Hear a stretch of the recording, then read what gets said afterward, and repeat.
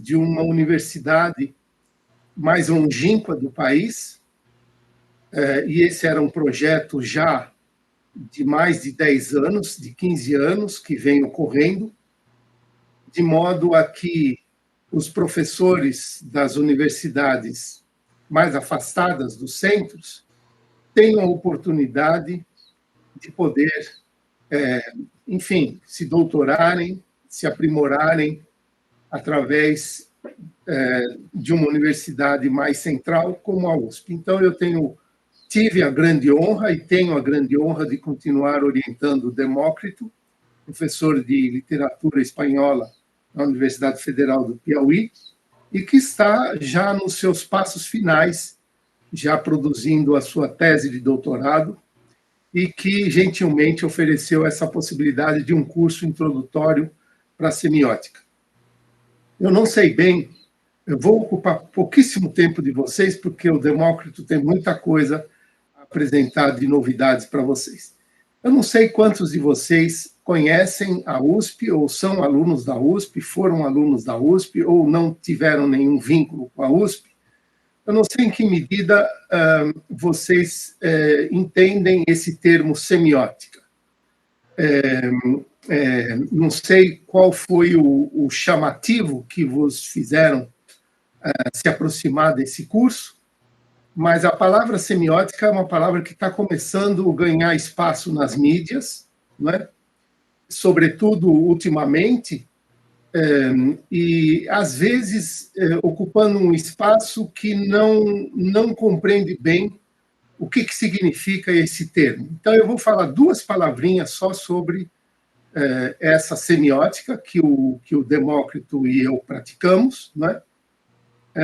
A palavra semiótica vem do grego semeion. Semeion significa a palavra sentido.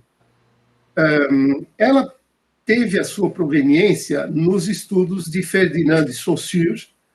Aqueles de vocês que tiveram um pouco de estudo sobre linguística sabem que ele é considerado uma espécie de introdutor de uma linguística moderna. E ele propunha uma ideia interessante, que ele falava assim, além da linguística, né, há um espaço para uma ciência muito maior do que a linguística, e ele deu o nome de semiologia, uma acoplagem de dois termos gregos, um que significa semio, sentido, e outro que significa logia, estudo, lógica, gramática, regras. Então, a ideia dele era uma vasta disciplina que estudasse a vida e como o sentido flui na sociedade, como que os signos, as palavras, a linguagem, percorre todos os segmentos da sociedade. Mesmo porque, seja em filosofia, política, história, antropologia, psicologia, psicanálise, tudo fazemos através da linguagem. E a linguagem opera através dos signos. E a própria palavra signo tem uma etimologia próxima da palavra semeion, do grego. Então, essa palavra foi escolhida pelo Saussure para propor essa ciência, essa disciplina chamada semiologia. E a palavra semiótica veio daí, por quê?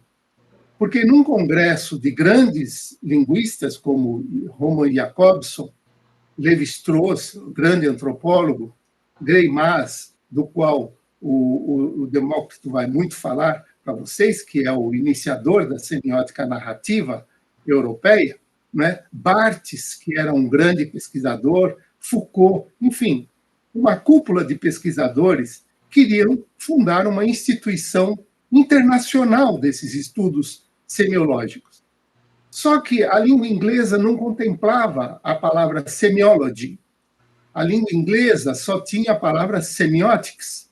Por quê? Porque vinha de uma tradição, de uma outra semiótica, de um grande filósofo americano, chamado Charles Sanders Peirce, do final do século XIX, mais ou menos contemporâneo a Saussure, mais ou menos não, contemporâneo a Saussure.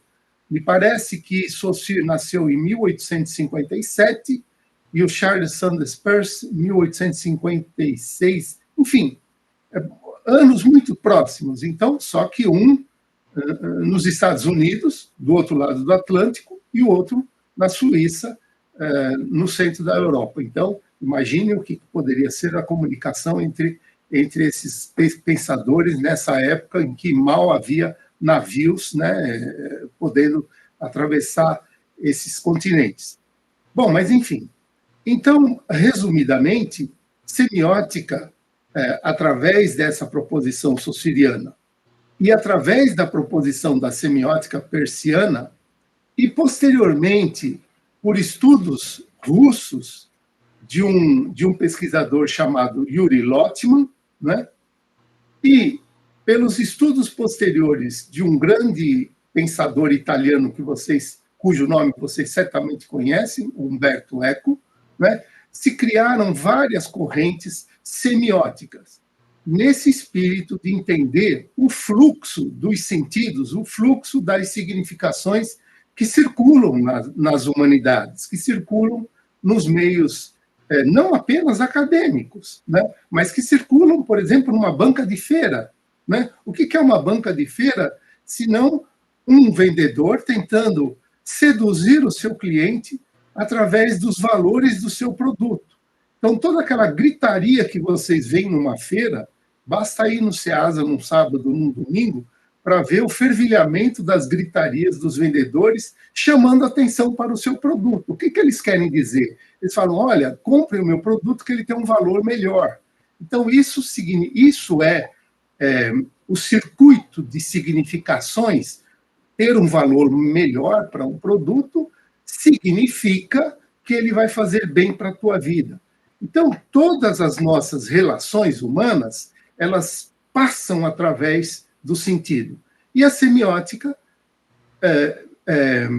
tomando a linguística, a linguagem como uma espécie de modelo para descrever todas essas regras, a linguagem que tem um sistema de produção de significação espantoso, haja vista que todas as filosofias são construídas com discurso linguístico, haja vista que todos os poetas, a maioria dos poetas, escrevem romances, a maioria dos textos da religião bíblicos são expressos em linguagem verbal, né? Então, a linguagem verbal toma um lugar de preponderância nesse circuito dos sentidos na sociedade humana. Porém, não só a linguagem verbal existe, a linguagem visual existe, há uma linguagem gestual, né? A Libras está aí para dizer que é uma linguagem de gestos, de movimentos do corpo.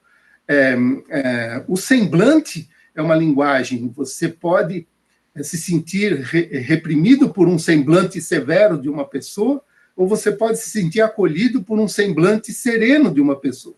Então, o semblante fala, né? O nosso corpo fala, através dos gestos, através do semblante, através dos movimentos, através da dança, através do teatro. Então, a semiótica nada mais é do que uma disciplina que procura ver as articulações do sentido nas várias linguagens humanas, mesmo se ela dá preponderância à linguagem verbal, por ter sido o lugar mais estudado dos seus estudos. Então, eu encerro por aqui, para não ocupar muito tempo do Demócrito, mas eu desejo a vocês um bom curso e, como um vendedor de bananas ou de tomates na feira, nós estamos vendendo na nossa banca de feira uma teoria chamada semiótica. Então, o Demócrito, assim como eu, fazemos os nossos esforços para dizer, vejam o que nós temos a oferecer para vocês. É um produto que pode ser útil para a vida de vocês. Então, espero que vocês gostem da matéria e, gostando da matéria, se aliem a esses estudos, porque nada mais importante numa vida do que saber ler o mundo, do que saber entender as estratégias cognitivas que estão por trás dos discursos humanos, para não sermos vítimas de manipulações retorcidas na nossa vida. Sejam elas comerciais, sejam elas religiosas, sejam elas políticas, sejam elas ideológicas.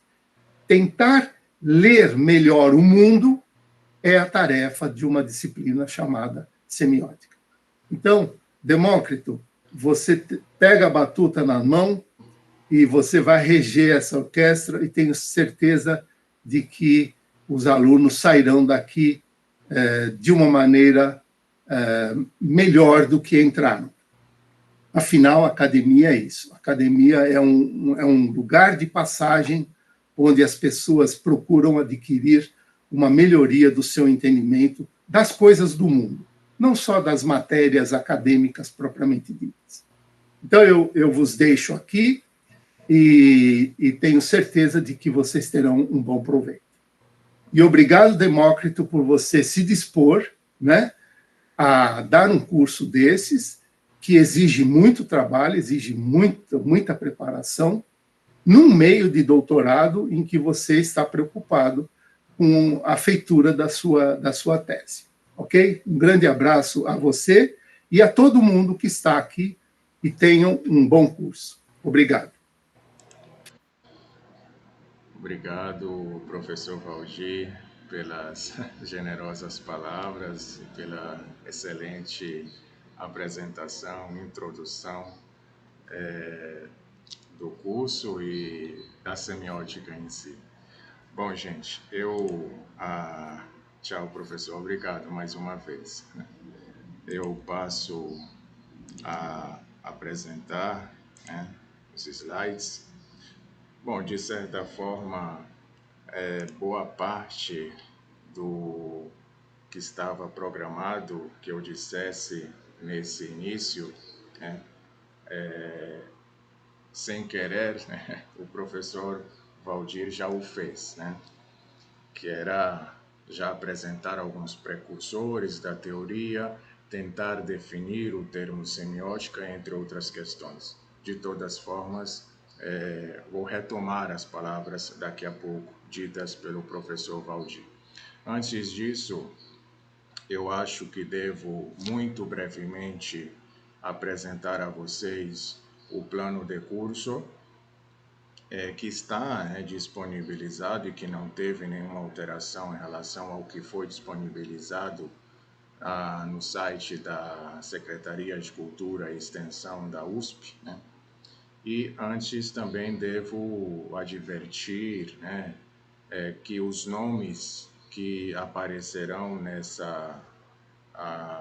nos slides, né, não causem estranheza, né, a vocês, porque a ideia é que ao longo do curso, sobretudo no final dele, nós tenhamos nos aproximado, né, desses conceitos e tenhamos mais do que tido noções conceptuais, né, mas aplicados, né, aplicá-los no nosso caso, em exemplares de parábolas escritos em língua espanhola.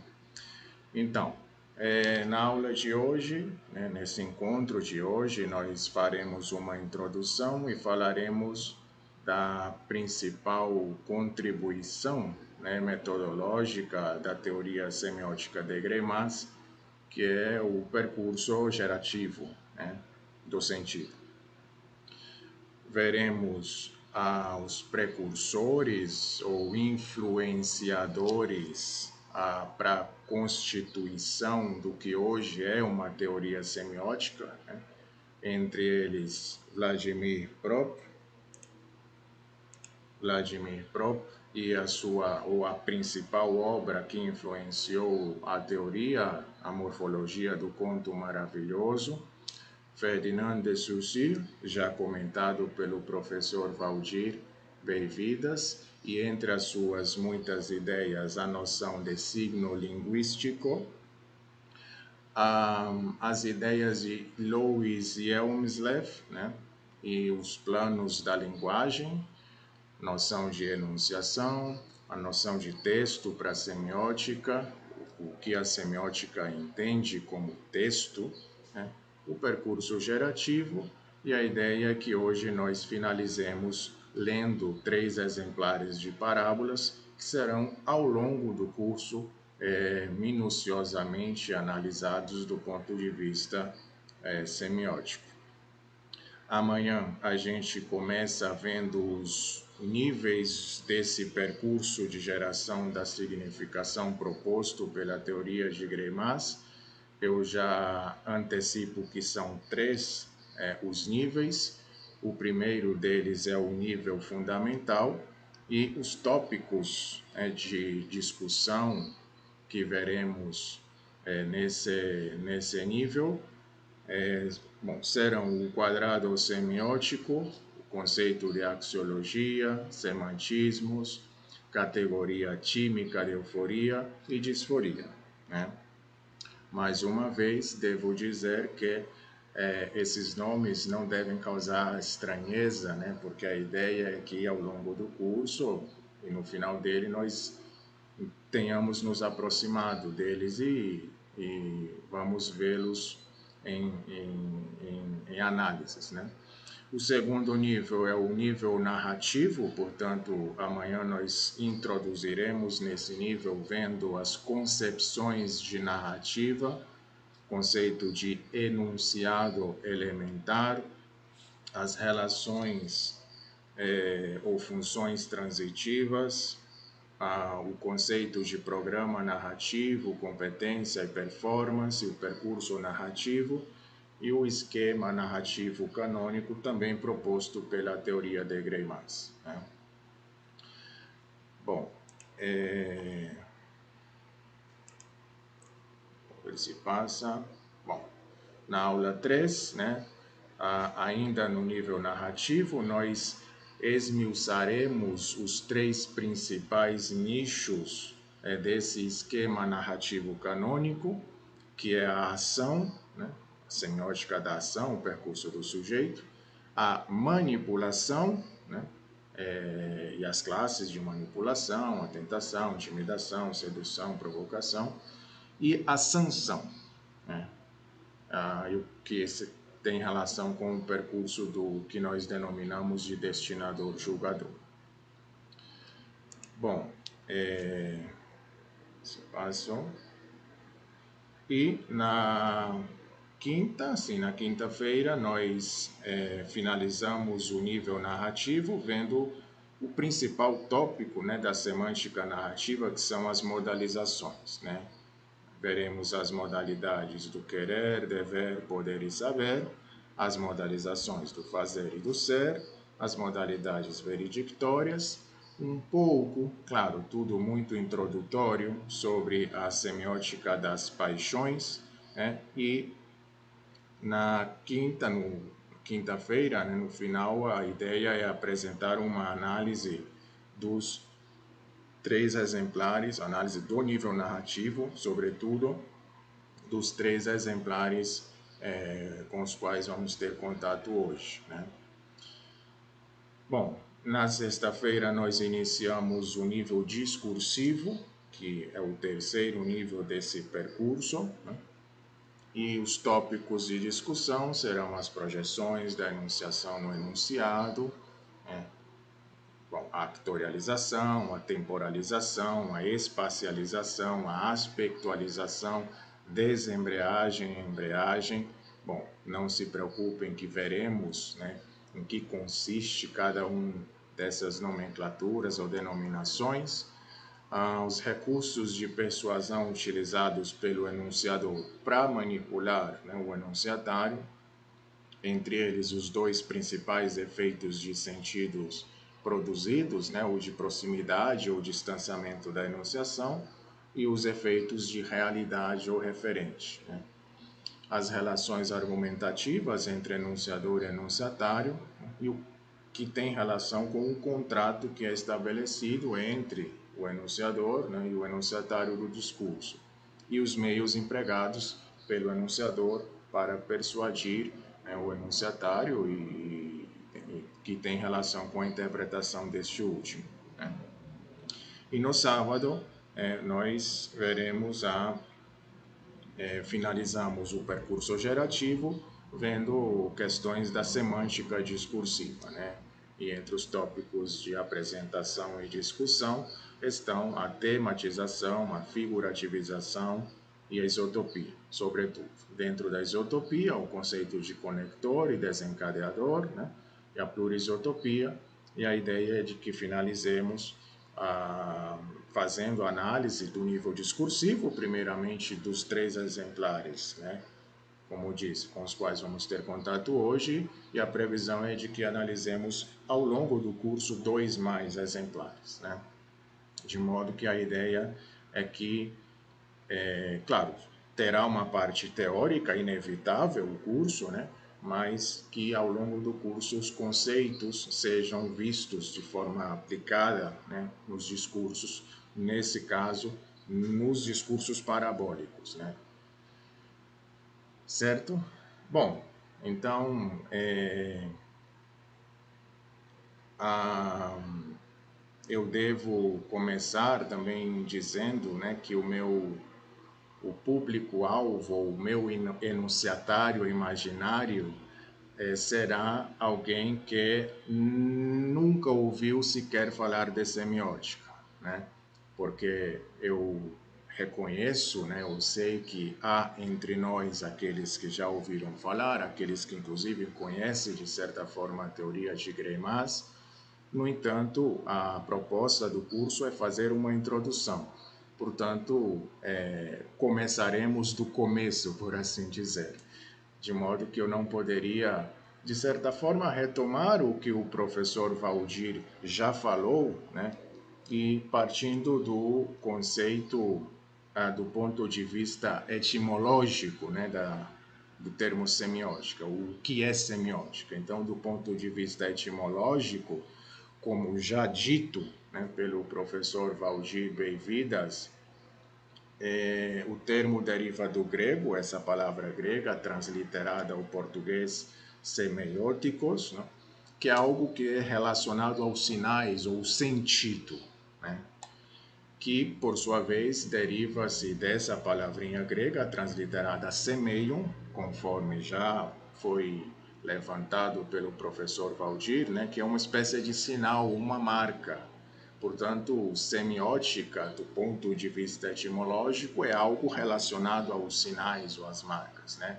Esse sufixo "ikos" do grego, que forma várias palavras latinas e das línguas neolatinas, entre elas o português, né? Que o português é esse IK, de matemática, de gramática, de linguística e de semiótica, né? Compõe o termo. No entanto, vejam, o termo semiótica foi ganhando outras acepções, né, ao longo do tempo, né? E entre elas eu pretendo mostrar pelo menos 3, né, dessas acepções aqui.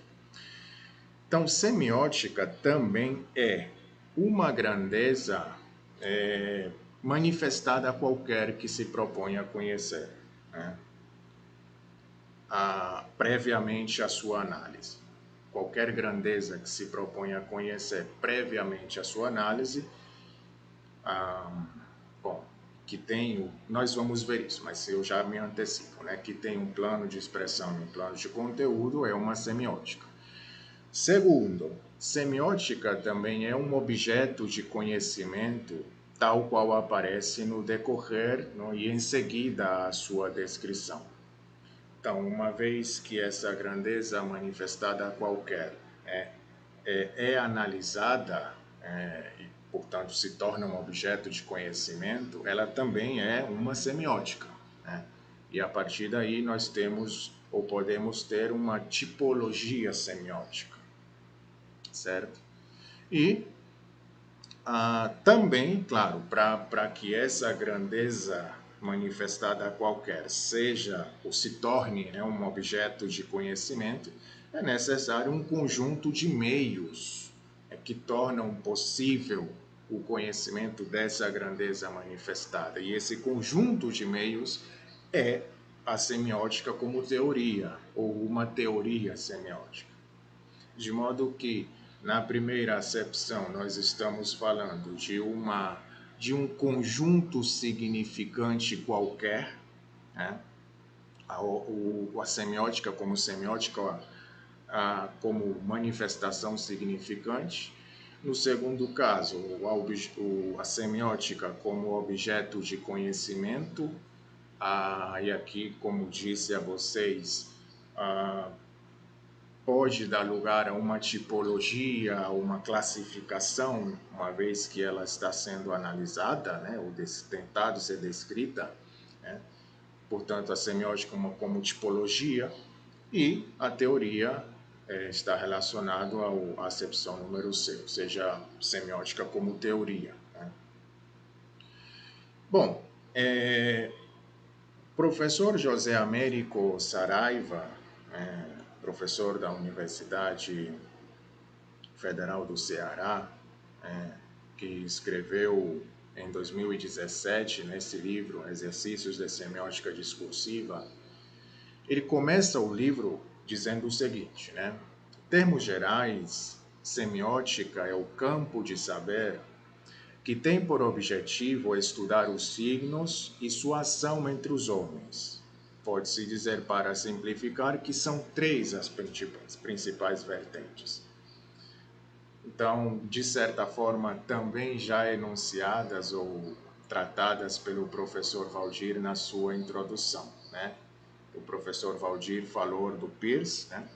Que está relacionado à primeira grande vertente de semiótica, a semiótica peirciana, cujo objeto de estudo é o signo, né? Originada no seio da fenomenologia, e que tem como patrono o americano Charles Sanders Peirce, né?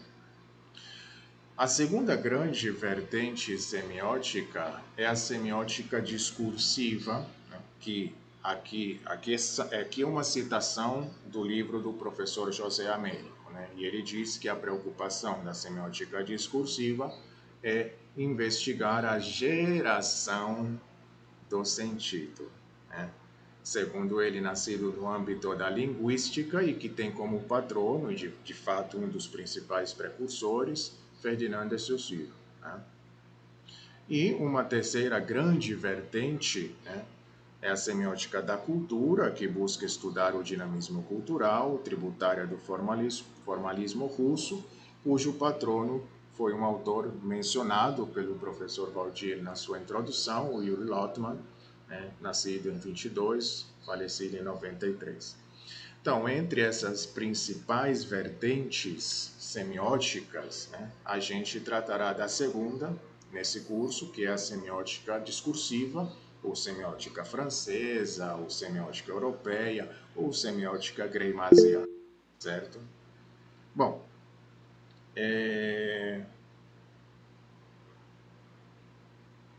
os slides eu vejo aqui, né, no chat. Acesso aos slides, bom, pode ser, né? Eu posso disponibilizar, né? Fazer não sei, uma espécie de classroom e poder disponibilizar os slides sem problema para vocês, tá bom? Bom, dentro de cada uma dessas grandes vertentes semióticas, né, com concepções diferentes, né, existem uma espécie de subvertentes, né, sub-ramos, digamos assim. E o Denis Bertrand, né, que é um semioticista vivo, adepto à semiótica de Greimas, ele menciona os 5 dedos da semiose, né, consequências da virada fenomenológica promovida pelos colaboradores de Greimas, né? E, segundo o Bertrand, são essas 5 as principais vertentes semióticas, né? A primeira, a semiótica das práticas, cujo patrono ou idealizador, digamos assim, é um francês vivo e muito atuante, né, na semiótica, que foi um grande participante dos discípulos de Greimas, né, participante dos ateliês que o Greimas organizava, que é o Jacques Fontanier, né? A semiótica tensiva, do Klaus Berberg, né? A semiótica das instâncias, do Jean-Claude Coquet, a semiótica das interações, do Eric Landowski, que também é conhecida como sociossemiótica, e a semiótica da estesia, do Jean-François Bourdon. Evidentemente, nós não trataremos no curso, né, aqui nesse curso, de nenhuma delas, mas a ideia de fazer essa apresentação e essa menção a vocês aqui é para que vocês tenham em conta que cada uma dessas principais ou três grandes principais vertentes semióticas que acabamos de ver, a saber, a semiótica de Peirce, a de Greimas, o discursiva, e a de Lautmann, tem as suas subvertentes, e dentro da semiótica discursiva existem essas subvertentes, enfim, ou que se conhece como novas tendências semióticas, tá bom? Bom, então,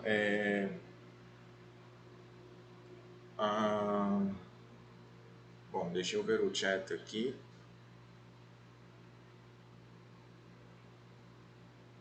Não. É marcar presença, enviar algum e-mail? Não. Você estando presente, né? A presença está registrada. Bom, gente, então, como o professor Valdir falou, né, a semiótica, e como nós acabamos de ver no slide em que eu trouxe a citação do professor José Américo, quando tratou da semiótica discursiva, né, que a preocupação dela é a geração do sentido. E a questão é o que a semiótica denomina sentido, né? O que a semiótica está chamando de sentido. E em uma das aulas, né, tive a honra, a oportunidade de participar, ministradas pelo meu orientador, ele em um momento fez uma breve analogia que talvez despretensiosamente, né, mas que me fez abrir os olhos e entender, então a semiótica se preocupa por isso, está chamando de sentido, é isso, né? E aí eu vou adaptar a analogia feita pelo meu orientador para ver se ela produz o mesmo efeito de sentido em vocês, né? Goethe foi um dramaturgo, novelista, poeta alemão, né, do final do século XVIII. Ele publicou uma obra foi traduzida ao português como A Metamorfose das Plantas, né, 1790, que inaugura, né, uma nova metodologia científica e que sugeriu o seguinte, que todas as estruturas botânicas, da raiz aos frutos, são metamorfoses ou eram metamorfoses de um único órgão basal. Vejam, eu estou falando aqui, nós vamos nos localizar historicamente no final do século XVIII. Bom, parece óbvio isso, né? Não precisaria ser nenhum grande gênio para observar, por exemplo, as folhas são estruturas botânicas, né? E elas têm configurações diferentes. No entanto, todas elas têm um único órgão basal ou uma estrutura comum que as subjaz. Todas elas têm essa rama, essa nervura no principal aqui no meio, né? Enfim, né? Bom, coloquei aí fotos das folhas, né, para que a gente só averiguasse isso. Coloquei aí as partes das folhas, né? Bom, todas as folhas têm essa nervura principal, têm essas nervuras secundárias. Claro que essas denominações já são denominações produzidas pela cultura humana, né? Mas que formam, de certa forma, as folhas em suas diferentes configurações ou manifestações, certo? Influenciado pela corrente estruturalista, né? Agora nós já estamos no século XX, no início do século XX, Vladimir Prop, né? Influenciado por Goethe, escreve a Morfologia do Conto Maravilhoso, né? E no prefácio, né, uma espécie de epígrafe, ele cita o Goethe, né, E depois da epígrafe, ele começa dizendo o seguinte: a palavra morfologia significa o estudo das formas. Em botânica, por isso eu tentei, eu mencionei o Goethe, né, para que esse termo não ficasse solto aí. Em botânica, por morfologia entende-se o estudo das partes que constituem uma planta e das relações entre essas partes e o todo. Em outras palavras, o estudo da textura de uma planta. Em outras palavras, gente, assim como Goethe observou que todas as configurações botânicas tinham uma única estrutura comum, não que subjacesse a todas elas, o Vladimir Prop, observa que no conto maravilhoso também havia uma estrutura comum a todos eles. E a ideia de Prop era evidenciar essa estrutura comum. Ele realiza uma análise minuciosa de vários contos maravilhosos russos, né? Bom, o livro foi publicado em 28, mas foi traduzido anos depois e só passou a ser conhecido, né? Para a década de 50, 60. Né? E ele elenca, né, a 31 funções, né, segundo esse estudo de Prop, os contos maravilhosos, todos eles poderiam ter essas 31 funções não previstas e 7 personagens. Entre os quais estaria um antagonista, ou seja, todo o conto maravilhoso russo teria um antagonista que era responsável pelo dano, combate, perseguição. Essas palavras em itálico são funções, são algumas das 31 funções elencadas e descritas por Prop no seu livro Morfologia do Conto Maravilhoso. Né? Havia um doador, não? Cuja função era propor uma prova e fornecer um auxiliar mágico. Havia um ajudante, né? Independentemente de como o conto se manifestasse, sempre havia um ajudante, um agente mágico, não? Que era responsável pelo deslocamento, reparação, salvamento, êxito, transfiguração. Insisto em dizer que essas palavrinhas em itálico são denominações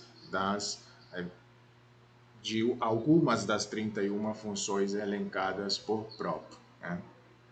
Havia um quarto personagem que ele denominou de pessoa desejada, que geralmente era uma princesa, especificamente nos contos maravilhosos, né? E o pai a quem se incumbia a propor a tarefa difícil, o reconhecimento, o desmascaramento, o castigo, o casamento, enfim, mais uma vez, né, independentemente da expressão ou da manifestação dos contos, em todos eles havia, por exemplo, um castigo, que, claro, se dava de formas diferentes, né? Poderia ser a privação de um objeto valor, poderia ser, enfim, uma prisão ou a morte, enfim, mas sempre havia um castigo, né? Havia a figura do mandante, cuja função era a mediação, do herói, né, responsável pela partida, a reação, o casamento, né? O herói era o protagonista, né? Estava envolvido em todas as outras funções, né? E o falso herói, né? Que tem o percurso paralelo ao do herói, só que de forma invertida. Enfim, gente, a ideia aqui, evidentemente, não é esmiuçar, né, os personagens e as funções de próprio, mas mostrar para vocês o seguinte: assim como Goethe viu que nas estruturas ou as configurações botânicas tinham uma estrutura comum, né? Tinha uma estrutura comum próprio, leva esse pensamento evidentemente estruturalista para especificamente os contos maravilhosos, né? E aí ele detalha e elenca essas funções e personagens, e o que Greimas fez, né? O que Greimas fez, baseado nisso, né? Foi ir um pouco além, ou muito além. Né? Para Greimas, não eram as estruturas botânicas, não eram os contos maravilhosos especificamente, mas qualquer manifestação significante tinha uma estrutura comum de significação que a subjacia. E a ideia de Greimas, a grande proposta semiótica de Greimas era evidenciar essa estrutura comum de significação subjaz a qualquer manifestação significante. Portanto, a semiótica, e aí eu já me antecipo com relação à noção de texto, né? Para a semiótica, qualquer que seja a manifestação significante é texto e, portanto, passível de ser analisado semioticamente. Tá bom? Bom, Greimas, né, nascido em Tula, na Rússia, em 9 de março de 1917, foi professor da Universidade de Paris, né, faleceu aí em 27 de fevereiro de 1992. Dizem que toda teoria, né, tem uma obra seminal, e se há uma obra seminal na teoria semiótica de Greimas, é esse livro, né, o Semântica Estrutural, publicado em 1966, e cujo título já diz bastante, digamos assim. Semântica, como vocês sabem, está relacionado ao significado, né? Grosso modo, é o estudo do significado, né? Portanto, semântica estrutural propunha evidenciar a estrutura do significado, da significação. É isso, certo? Bom, então, como já foi dito, né, a semiótica ela se preocupa com a geração do sentido, e mais uma vez o Denis Bertrand, né, ele tem um livro publicado em 2003, salvo engano, cujo título é O Caminhos da Semiótica Literária, e ele começa o livro dizendo o seguinte, né, o objeto da semiótica é o sentido. Ponto. Bom, mais uma vez a questão, né? O que a semiótica está chamando de sentido, né? E aí ele continua dizendo, domínio infinitamente vasto, do qual se ocupa o conjunto das disciplinas que constituem as ciências humanas, da filosofia linguística, da antropologia história, da psicologia sociologia. Então vejam que no sentido amplo, o sentido é entendido, é um domínio de fato infinitamente vasto, né, que abrange todas essas ciências ou áreas da ciência. Então, o que a semiótica está chamando de sentido de fato? Veja bem, o professor Luiz Tati acho que condensa bem essa questão. Ele diz, o projeto de uma teoria semiótica que tinha e tem como meta a descrição do que Louis Hjelmslev denominou forma do conteúdo. Forma do conteúdo. O que é isso? É uma espécie de estrutura geral da significação subjaz aos textos, sejam eles verbais ou não verbais. Certo? Então é isso. E aí, mais uma vez, eu insisto no fato de que texto para semiótica, evidentemente, não é simplesmente o texto verbal escrito, né? Qualquer manifestação, qualquer conjunto significante que tenha um plano de expressão e um plano de conteúdo é texto. É texto. E aí, o que é que eu quero dizer com isso? Um filme, uma imagem, uma escultura, uma dança, uma peça de teatro e, evidentemente, os textos verbais que serão com os quais nós trabalharemos aqui. Tá bom? Bom, Também dizer, né, que esse curso especificamente, para ser sincero, quase que vai ser uma leitura comentada desse livro da professora Diana Luz Pessoa de Barros, né? É um livro curto, né? Cuja leitura eu recomendo para quem quer se aproximar à semiótica discursiva, porque é um livro bastante didático, com uma linguagem, né, uma linguagem relativamente não tão técnica, né, e que é um livro de introdução mesmo, né, à teoria. Bom, então, bom, a professora Giana, nesse livro, ela começa exatamente dizendo que existem outras teorias semióticas. Ela cita o Charles Peirce e a escola de Tartu, que tem relação com o Yuri Lotman, da semiótica da cultura, da qual nós falamos há pouquinho, né? Acho que no terceiro slide. Né?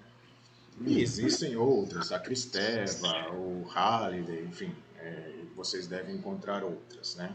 Mas deixar claro que a proposta semiótica da qual nós adotaremos nesse curso é a proposta idealizada por Greimas, né? Pelo Greimas, que é a semiótica discursiva, ou francesa ou europeia. Né? Bom,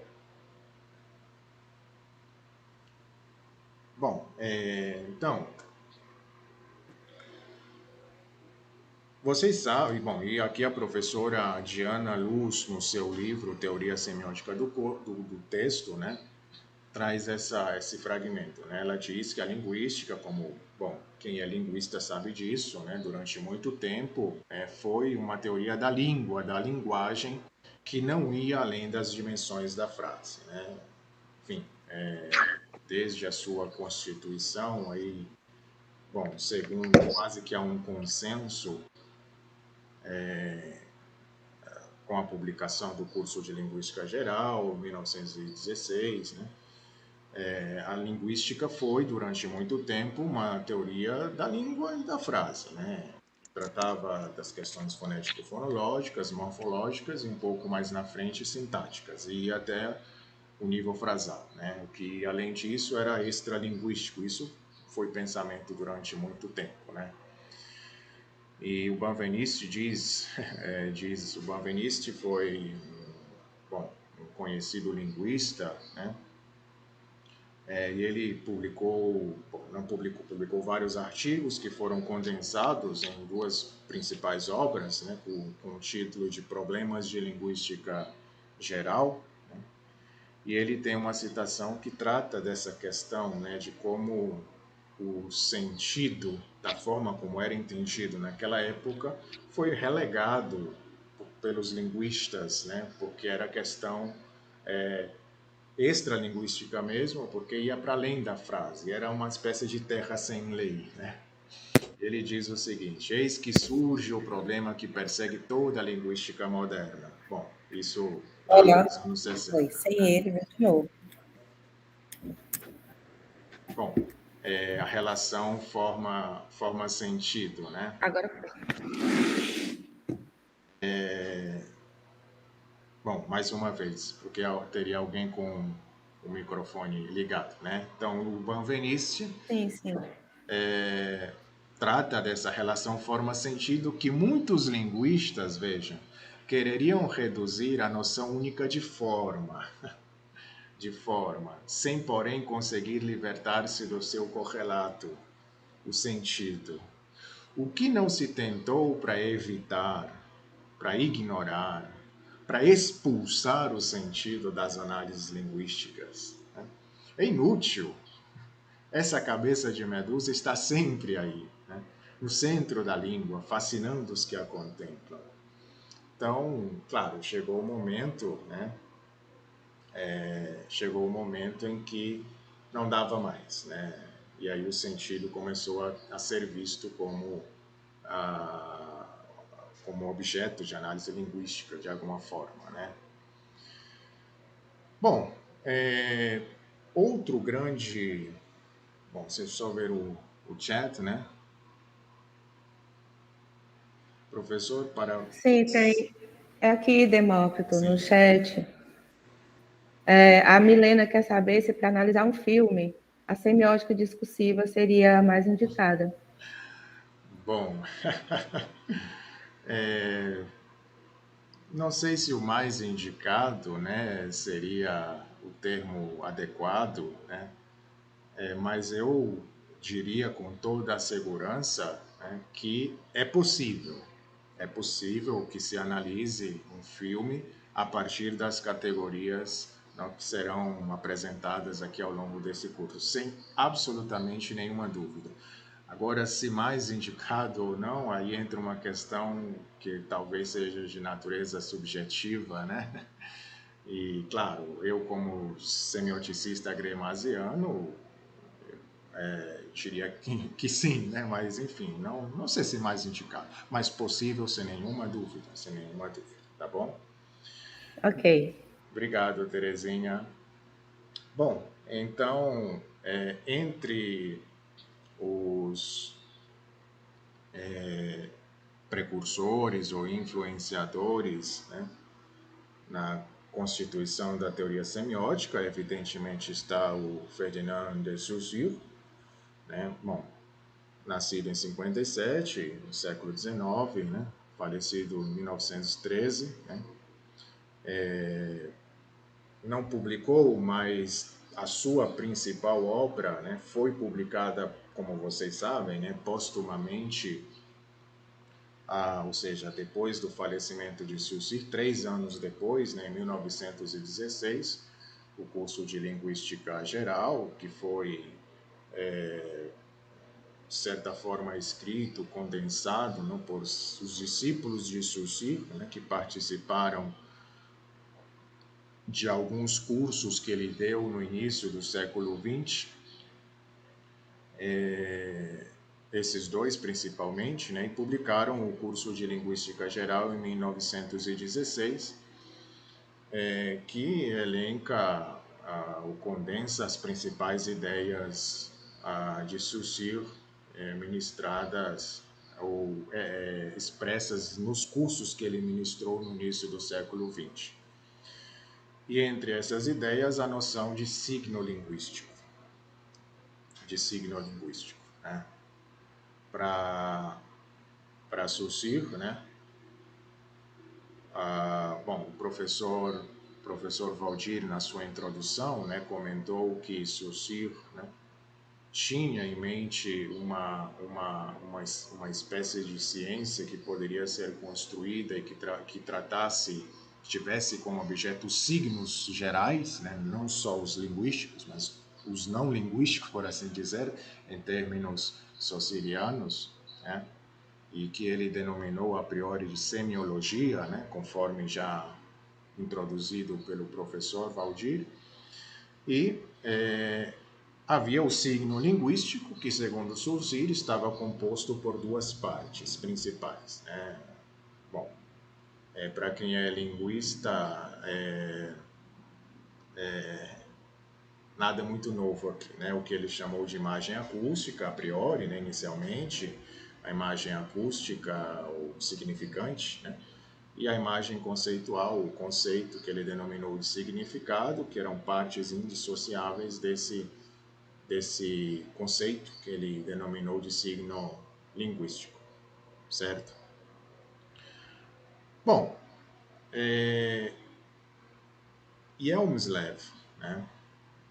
Hjelmslev foi um linguista dinamarquês, né? Nascido em Copenhague em 1899, falecido em 1965. Bom, se nós estivermos atentos à questão cronológica, né, o Hjelmslev é cronologicamente posterior, né, a Saussure. Portanto, Hjelmslev leu Saussure, né, não o contrário. E Hjelmslev aprimora, né, muitos dos conceitos, né, erigidos, idealizados, né, por Saussure, né, e entre eles exatamente o de signo linguístico, né? Bom, tá aí o Hjelmslev, bom, a sua principal obra, né, o Prolegômenos a uma teoria da linguagem. Prolegômenos é uma outra palavra para introdução, né? Introdução à teoria da linguagem, né? E, bom, o Hjelmslev, ele, como disse, aprimora, aperfeiçoa, a partir dos conceitos sussirianos, né? Constrói os seus conceitos e especificamente com relação ao signo linguístico, ele leva isso não para especificamente o signo linguístico, mas para a linguagem, né? Então, o que o Saussure, né, denominou de imagem acústica ou significante, né, no signo linguístico, o Hjelmslev denominou de plano da expressão. A linguagem teria para Hjelmslev dois planos, né? O plano do conteúdo, que está relacionado, né, evidentemente guardadas as proporções teóricas, nas concepções teóricas, mas está relacionado com o que o Saussure denominou de significado como parte do signo linguístico, né? Evidentemente o Hjelmslev não fala do signo linguístico, mas da linguagem em geral, né? E a linguagem teria um plano do conteúdo, né, e um plano da expressão, certo? Claro que se ficarmos somente aqui, quase que de nada novo teríamos, né? A não ser nuances semânticas diferentes, né? E nomenclaturas ou denominações diferentes para o mesmo, né? Ou seja, o que Saussure denominou de significado, o Hjelmslev denominou de plano do conteúdo, né? Ampliando, evidentemente, para a questão da linguagem. E o que o Saussure denominou de significante ou imagem acústica, isso foi levado ou concebido como plano da expressão, né? Mas a inovação, né, de Hjelmslev, né, e é o que diferencia essa noção, essa ideia, né, de Saussure, né, entre Hjelmslev e Saussure, é de que cada um desses planos tinha duas partes, né, o que ele chamou de forma e substância. Portanto, nós teríamos uma forma da expressão e uma substância da expressão, uma forma do conteúdo e uma substância do conteúdo. Bom, e essa reunião entre formas, né, a forma do conteúdo e a forma da expressão daria lugar ao que Hjelmslev denominou de semiose ou função semiótica, certo? Bom, para ilustrar um pouco, ou tentar, né, aproximar vocês desses conceitos de expressão, conteúdo, forma e substância, a fonética, né, abrangeria o trabalho com a substância da expressão, certo? Como vocês sabem, a fonética trabalha, eu não vou dizer sons, não, a fonética linguística, a acústica, enfim, é mais o que ela denomina de fones. Claro, isso varia de acordo, talvez, com a vertente fonética, né? Existem várias fonéticas, a articulatória, enfim, outras, mas a fonética trabalha com os fones, né? Que é a substância da expressão. E essa substância é organizada linguisticamente, e quem tem essa tarefa é a fonologia, que não trabalha com fone, mas com fonemas, que é uma espécie de estruturação da substância da expressão, né? E, portanto, se estaria encaixada no que seria a forma do conteúdo, a forma da expressão, a forma da expressão, certo? E a semiótica está onde aí? Está aqui. Semiótica se propõe, assim como as teorias enunciativas, as pragmáticas, as análises do discurso, as semânticas, todas elas, né, de certa forma, se propõem a evidenciar, né, ou, sobretudo a semiótica gramsciana, a evidenciar o que seria a forma do conteúdo, certo? A forma do conteúdo. O conteúdo tem essa forma. Isso aí é tarefa da semiótica tentar evidenciar isso, né? E a substância do conteúdo sobre o qual é difícil ter acesso, né? Seriam os efeitos de sentido produzidos pelas categorias articuladas nessa parte da linguagem, né? Na forma do conteúdo. Certo?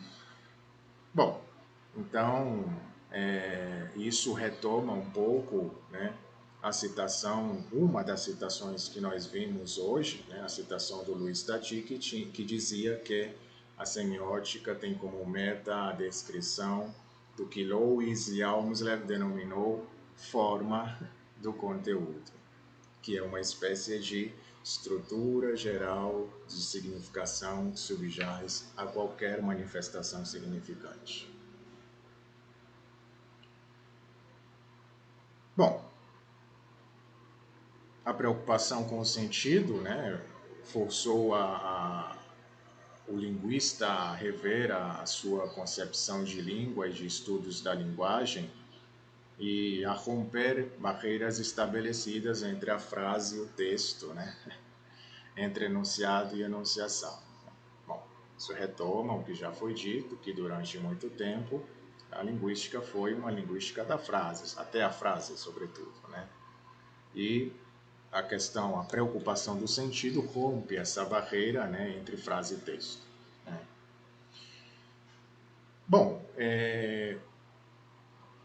também tudo muito introdutório, gente, essa noção de enunciado, né? O enunciado é o enunciado, é o que é dito, é o que é expresso, é o que nos chega, é o que é manifestado, né? Grosso modo, né? De forma muito geral. E existe uma instância de produção desse enunciado, que é pressuposta pelo enunciado, que a gente denomina de enunciação. Ou seja, se há um enunciado, há uma instância de produção desse enunciado e há um sujeito produtor que seria o enunciador, certo? Bom, esses conceitos serão importantes, né? Cada um deles, né? Cada um deles para a compreensão, né, à medida que formos avançando, né, no curso.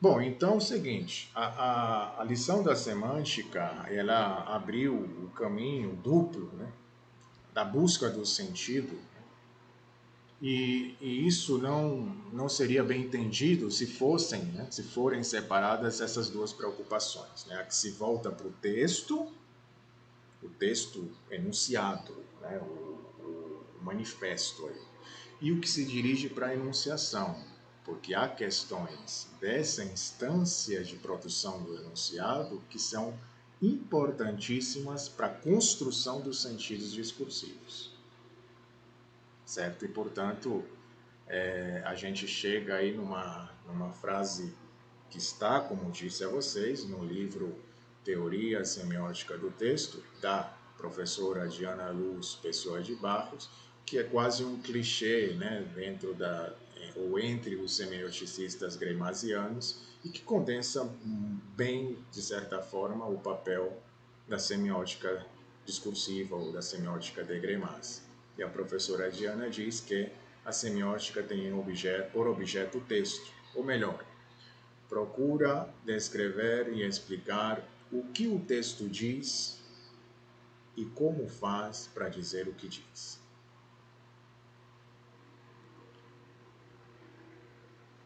Portanto, o texto é entendido, por um lado, como objeto de significação, por meio de uma análise interna e estrutural do texto. Aqui nós priorizamos o enunciado, o manifesto, né?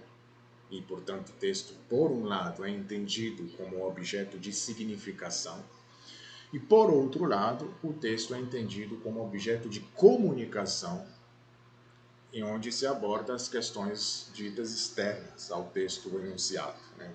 Que tem relação com a enunciação. E entra questões do contexto socio-histórico, certo? E, claro, durante um bom tempo, né, priorizou-se, né, a análise interna e estrutural do texto e deixaram-se de lado questões da enunciação, ou vice-versa, né? Ou priorizou-se questões da enunciação sem ter em conta as questões imanentes do texto, né? E a semiótica abrange, né, essas duas concepções de texto, como objeto de significação e de comunicação. Então, a semiótica portanto, uma teoria que procura explicar os sentidos do texto pelo exame, em primeiro lugar, do seu plano do conteúdo. Do seu plano do conteúdo. E eu acho que não é muito eu insistir no fato de que texto não é o texto verbal exclusivamente. É também, mas qualquer manifestação significante. Entre elas, o filme de quem algum de vocês falou no chat, né?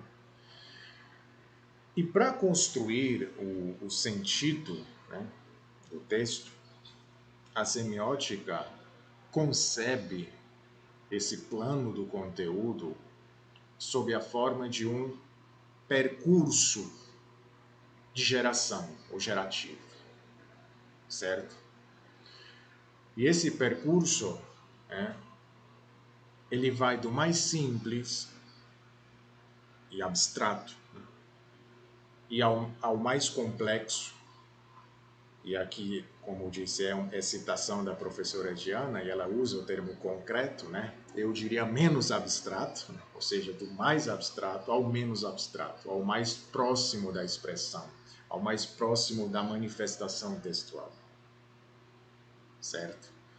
E são estabelecidas, né, 3 etapas ou 3 níveis nesse percurso, podendo cada um deles, né, desses níveis, ser descrito e explicado por uma gramática autônoma, evidentemente, muito embora, né, os sentidos ou o sentido do texto dependa da relação entre esses níveis, né? Então, é o seguinte, né, mais uma vez o nosso esquema de linguagem, tal como concebe o Hjelmslav e a semiótica de Greimas. A linguagem tem um plano do conteúdo e um plano da expressão, né, com 2 partes, cada um deles tem uma forma e uma substância.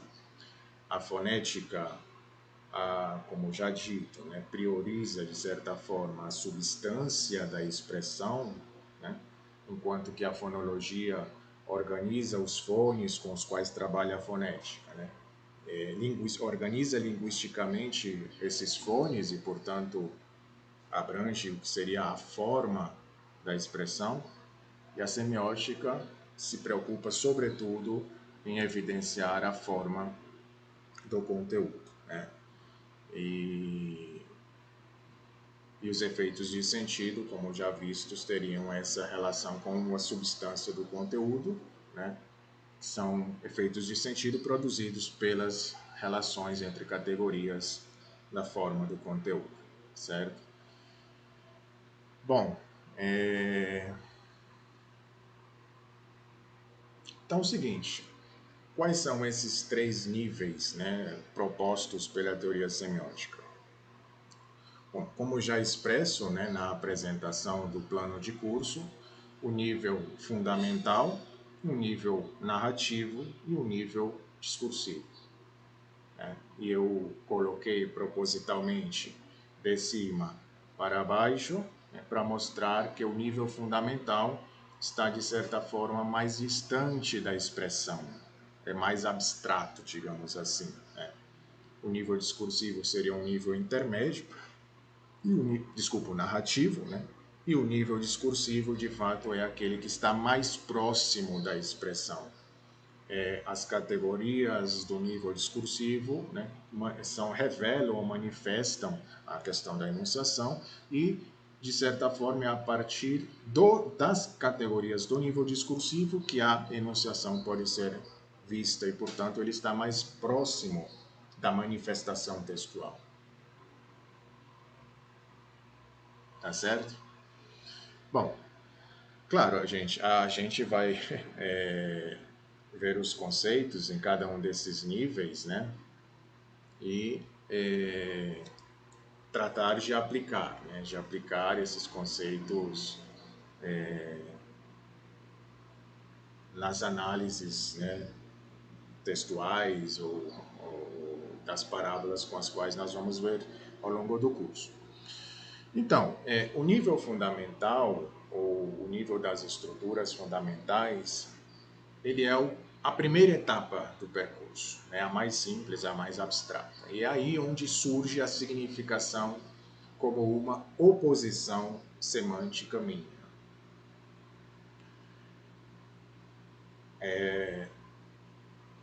Então, é o seguinte, né? Um texto, vocês sabem que texto não é denominado texto em vão, né? Ele, etimologicamente, vem do latim textus, né? Que dá origem à palavra tecer, tecido, né? O que é um tecido, senão um emaranhado de fios que, ao serem conectados ou enlaçados com certa coerência, formam um tecido, né? Então, um texto também é uma espécie de tecido, né? Um tecido em que há relações sintático-semânticas muito complexas e sofisticadas, né?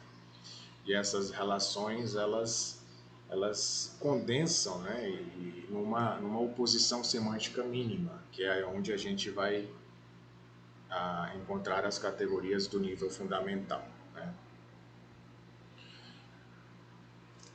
No nível narrativo, ou também entendido como o nível das estruturas discursivas, né, a narrativa se organiza a partir do ponto de vista de um sujeito, né? Mas eu vou insistir nisso ao longo do curso, né, que o sujeito como casa vazia, como função, como actante desvestido de qualquer investimento semântico, como função que pode ser ocupada por atores, enfim, ou figuras, certo? É isso. Então, quando o sujeito entra em cena, a gente, sujeito como função, como casa vazia, né? A gente entra no nível narrativo. E o nível discursivo, o nível das estruturas discursivas, ele é assumido, né?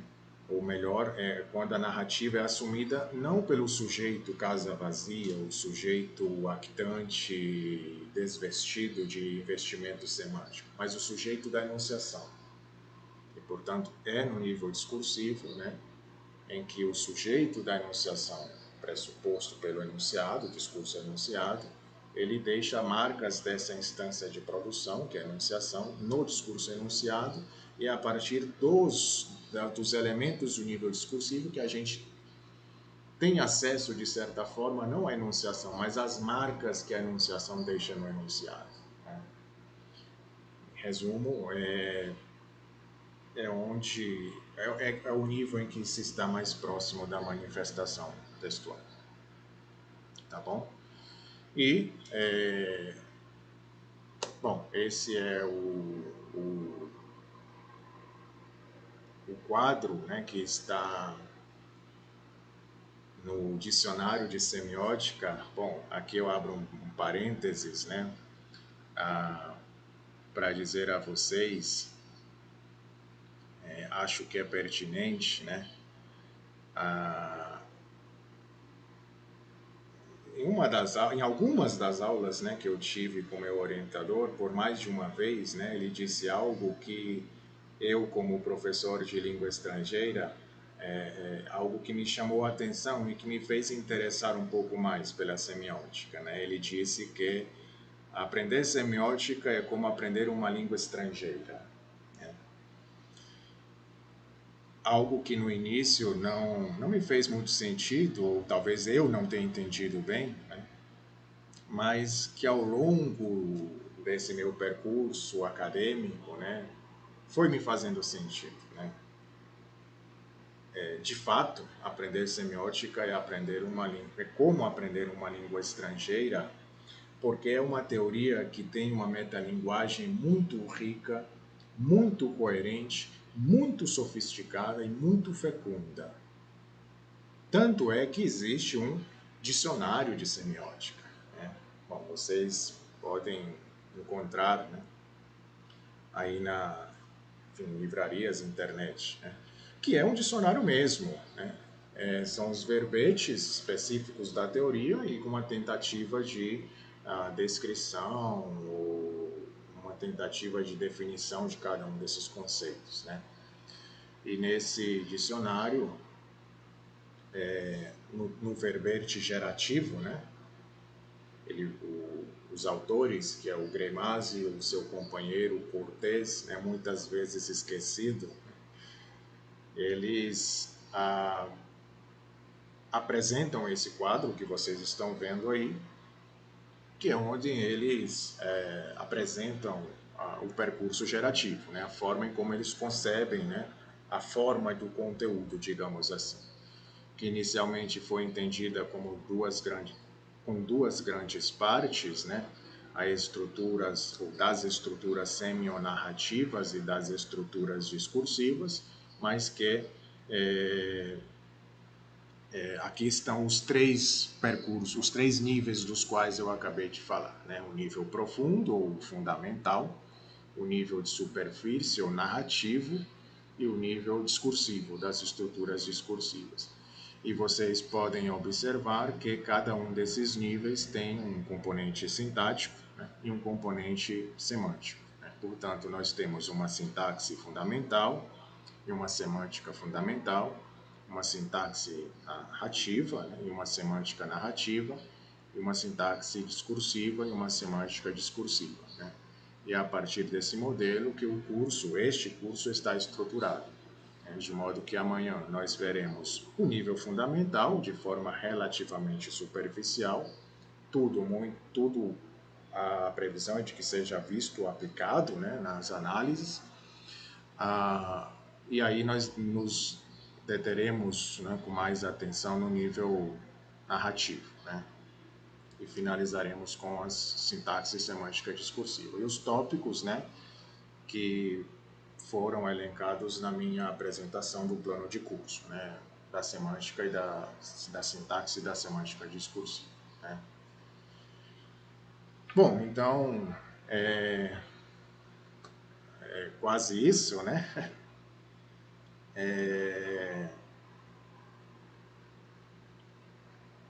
E a gente passa, né, a ver os exemplares com os quais nós trabalharemos nesse curso para fazer essas análises semióticas, né, e todos os conceitos que serão apresentados aqui aplicados nesses exemplares, né. Bom, os exemplares foram retirados de uma obra, né, relativamente conhecida no mundo hispânico, cujo título é La culpa es de la vaca, né? É uma espécie de compilação, né, de gêneros diversos, né, de anedotas, de parábolas, de fábulas, reflexões sobre a liderança, feita por um casal colombiano, Jaime Lopera Gutiérrez e Marta Inés Bernal Trujillo. Eles compilam exemplares desses diversos gêneros, muitos deles anônimos, né, que circulam na internet, né, E a partir dessas duas obras, uma publicada em 2003, né, e a outra em 2007, salvo engano, é a partir daí onde eu compilo o meu corpus, né, de pesquisa, né? Que, por certo, bom, também de forma muito geral, né, sobre a minha pesquisa, né, eu diria o seguinte: eu parto, né, do pressuposto de que, sobretudo as parábolas, né, é um gênero, como Greimas dizia, biisotópico, a gente vai ver o que é isso, né? Mas em termos não tão técnicos, né? É um discurso que tem uma dupla significação, um duplo sentido. Existe um sentido, bom, que eu denomino aí para ser mais acessível a vocês, de sentido denotado, sentido literal, sentido objetivo, o que é narrado no texto tal qual ele é manifesto, né? E sempre há, e esse é o meu pressuposto, né? Sempre há um sentido por trás, um sentido oculto, não é? Como a Rivet dizia, um sentido implícito, né? Que eu denomino de conotado, sentido figurado, como vocês conhecem, ou a moral da história, né? Se não houver esse outro sentido, não é parábola. Né? Parábola, por natureza, eu parto do pressuposto de que ele é um texto biisotópico, que tem dupla leitura, duplo sentido, certo? E, grosso modo, a minha pesquisa visa, a partir da teoria semiótica, é tratar de evidenciar como esse outro sentido se erige.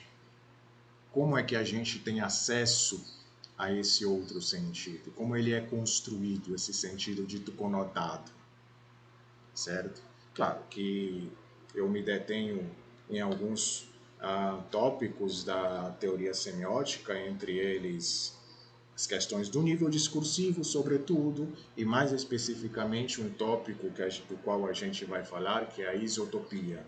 E aí eu evidencio as cadeias isotópicas, né, para mostrar, ou para tentar mostrar, né, como esse sentido se erige, esse sentido conotado, né. Bom, então passemos à leitura dos exemplares, né, e aí eu vou deixar uma tarefa, né, para vocês, né. Bom, enfim, é o seguinte, eu queria que, primeiro, evidentemente, nós estejamos atentos à leitura, né, do texto, né. O texto está escrito em espanhol, mas eu vou, evidentemente, fazendo a tradução, né. E a pergunta que eu gostaria que cada um de vocês respondesse é: de que trata o texto? De que trata o texto? Se for possível reduzir, condensar a resposta em uma única palavra, melhor. O texto fala de amor, ou de ódio, ou de morte, o que seja, né? E é isso, é isso, tá bom? Bom, então vamos lá. O texto se intitula O Julgamento, e ele diz o seguinte: conta uma antiga lenda que na Idade Média um homem muito virtuoso foi injustamente acusado de assassinato.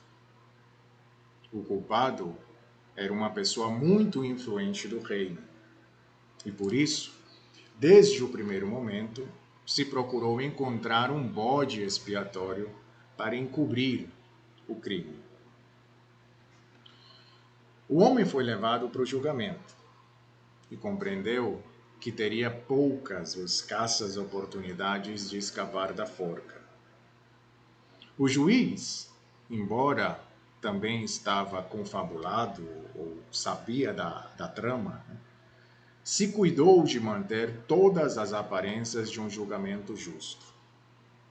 Por isso, lhe disse ao acusado, 2 pontos: conhecendo a tua fama de homem justo, vou deixar a tua sorte nas mãos de Deus.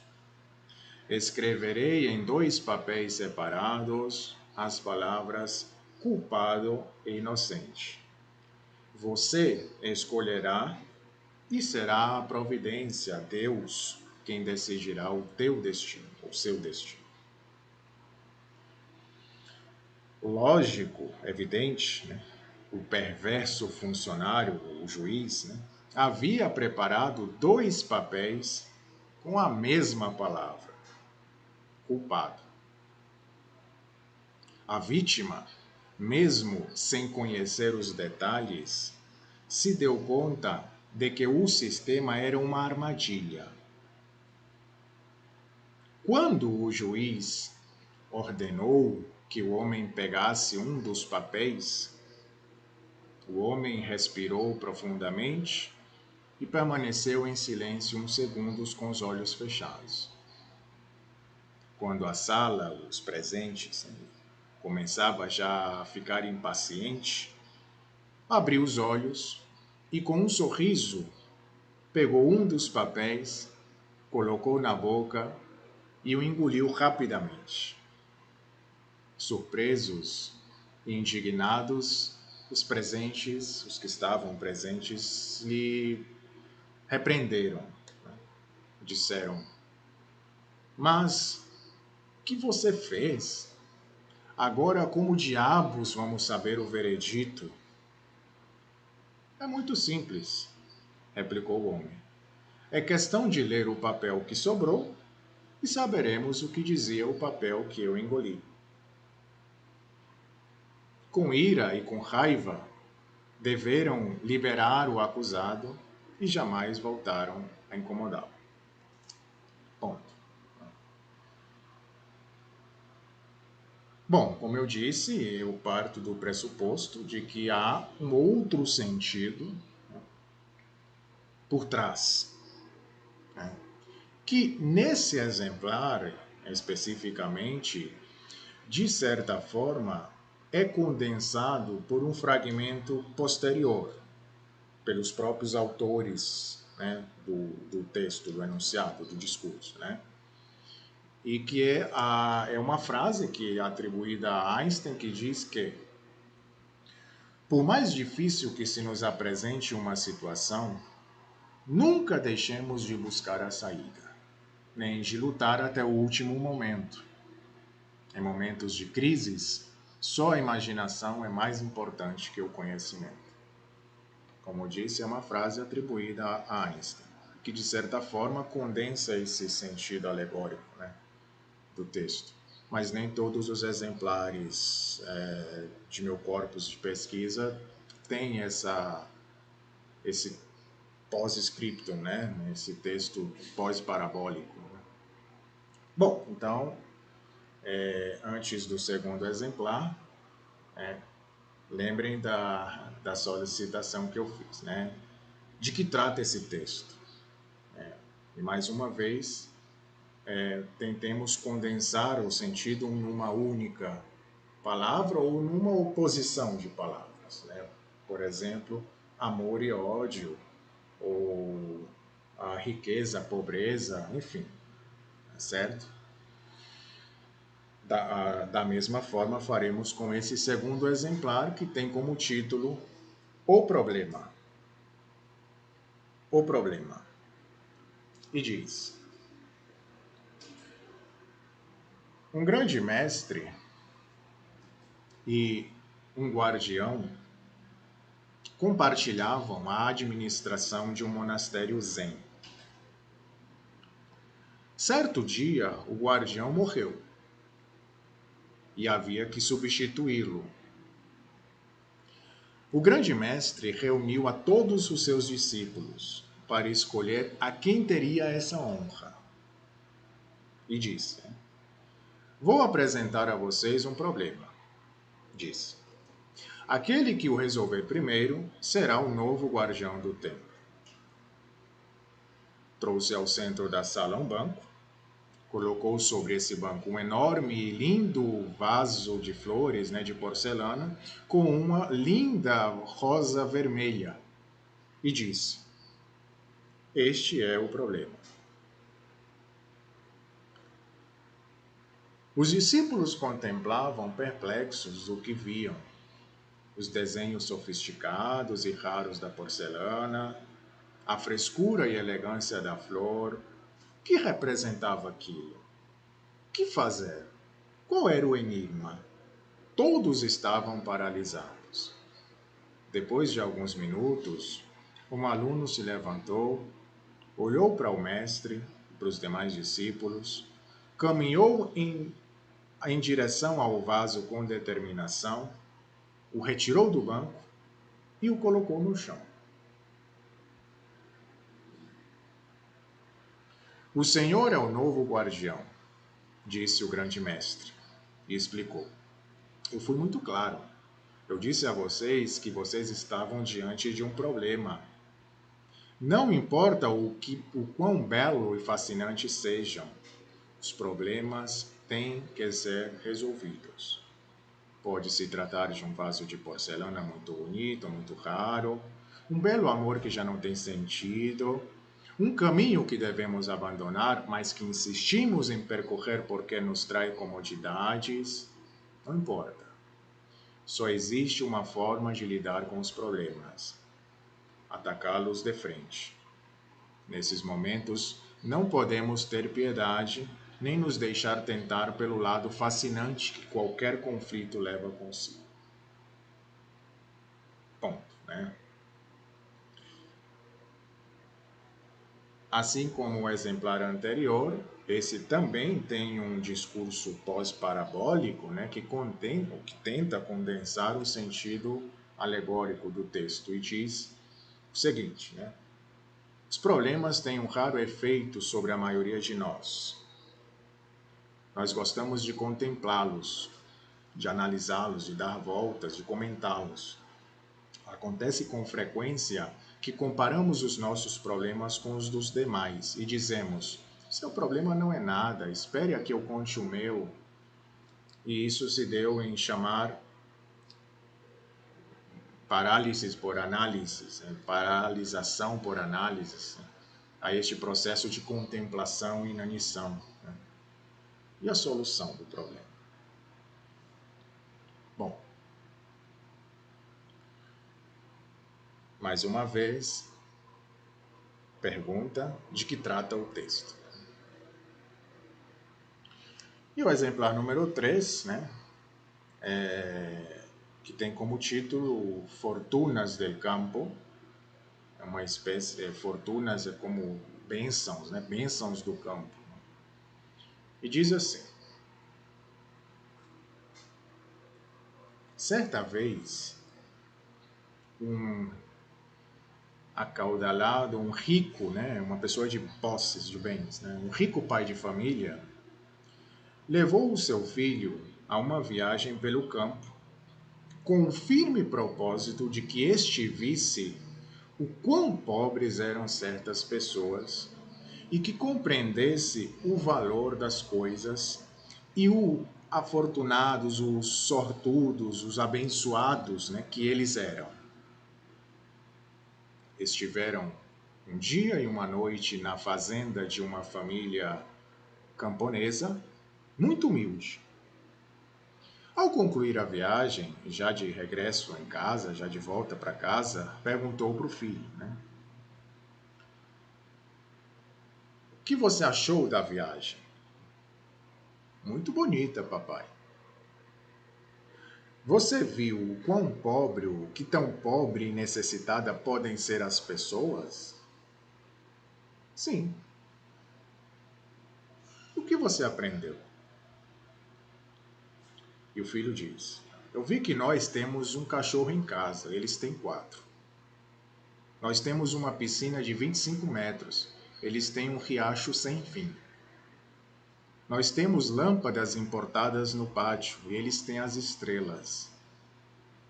O nosso quintal, pátio é quintal, o nosso quintal chega até o muro da casa. O quintal deles até o horizonte. Especialmente, papai, eu vi que eles têm tempo para conversar e conviver em família. Você e minha mãe devem trabalhar todo o tempo e quase nunca os vejo. O pai ficou mudo e a criança agregou, acrescentou: Obrigado, papai, por me ensinar o quão ricos nós poderíamos chegar a ser. Bom, nesse exemplar não há o fragmento pós-parabólico, não há uma parte, né, que nos conduza à construção desse sentido alegórico, né? O fato é que há um outro sentido, né? Bom, gente, então nesse texto também peço que vocês respondam a pergunta, né, de que trata o texto, né? E amanhã a gente vê as respostas, né? Depois de termos já, de certa forma, tido um contato, né, com os conceitos básicos do nível narrativo, né? Do nível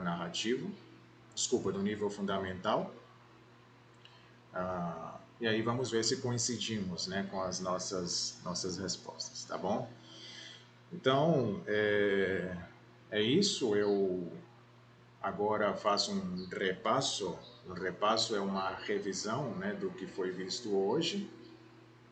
E aí a gente pode conversar, ou enfim, se há alguém que eventualmente tem alguma questão sobre o apresentado, aí a gente conversa, né? Passo a palavra a vocês, caso alguém tenha interesse de se manifestar, tá bom?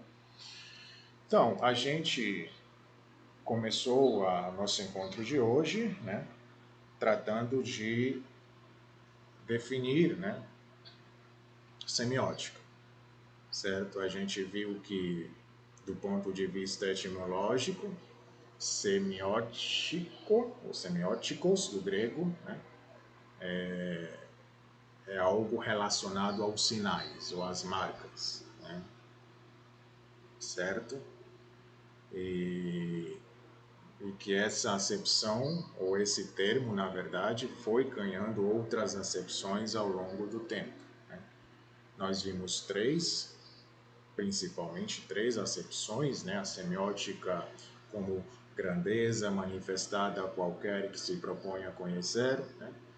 Previamente a sua análise, portanto, semiótica como conjunto significante ou manifestação significante, né? Uma vez descrita ou que se tente descrevê-la, se torna um objeto de conhecimento, né, que dá lugar a tipologias semióticas, né? O Helmsley tem aí a sua tipologia, o dicionário de semiótica traz isso, as semióticas científicas e não científicas, as semióticas conotadas, enfim, né? Portanto, essa segunda acepção, né, de semiótica como objeto de conhecimento tem relação com a semiótica tipologia, ou tipologia semiótica, e, evidentemente, essa grandeza manifestada a qualquer, ao ser descrita, ou para ser descrita, faz-se necessário um conjunto de meios, né, que permitem essa ou possibilitam essa descrição, e esse conjunto de meios é uma semiótica também entendida como teoria, ou teoria semiótica. Nós vimos que são três as principais teorias semióticas, né? Segundo o professor José Américo, no seu livro Exercícios de Semiótica Discursiva, publicado em 2017, né? A forma como ele começa o livro. Entre as três grandes teorias semióticas é a semiótica de Peirce, né, cuja preocupação era o signo, sobretudo, é uma teoria forte do signo, né? A segunda teoria é a semiótica discursiva, semiótica francesa, semiótica europeia ou semiótica gremasiana, cuja preocupação é a geração do sentido, e uma terceira semiótica, denominada semiótica da cultura, né, cujo patrono seria o russo Yuri Lotman, né? E que vimos também que cada uma dessas teorias semióticas tem suas vertentes, né? Tem suas ramificações, por assim dizer, né? Nós vimos